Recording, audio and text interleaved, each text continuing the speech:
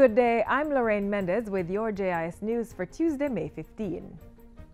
The National Water Commission, NWC, has created a $15 billion bond facility to become more financially viable.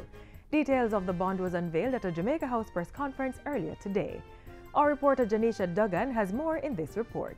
The NWC's bond facility was secured with the National Commercial Bank's Capital Markets Limited. The move will allow the agency to rebalance its loan portfolio and reduce its use of government guarantees. At Tuesday's function, Prime Minister Andrew Holness said the bond, which is in Jamaican dollars, provides no government guarantee and has a long-term repayment plan, which signals that government is giving greater certainty in the market.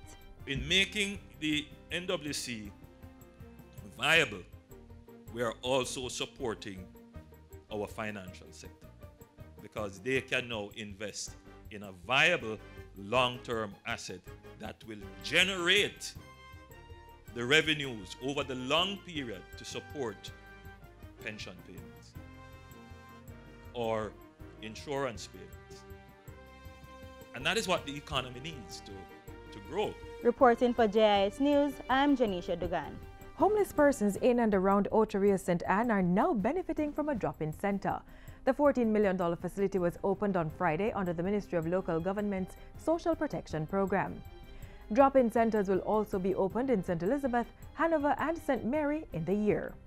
The expansion of national facilities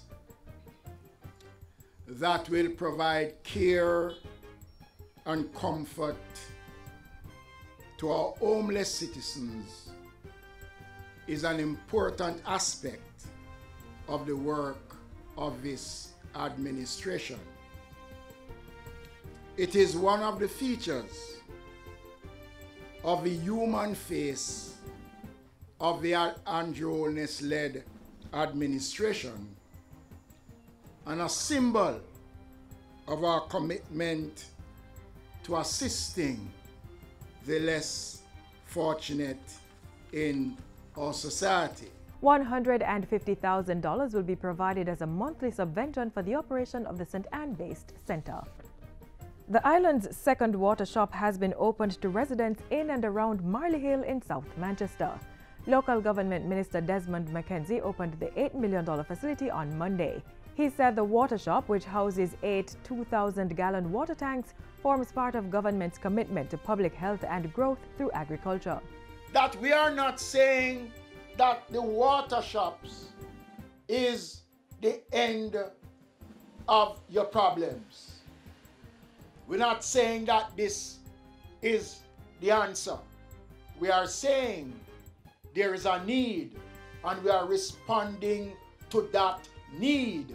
And if we had several of this, perhaps the cry would be not as loud as it has been across many sections of the country.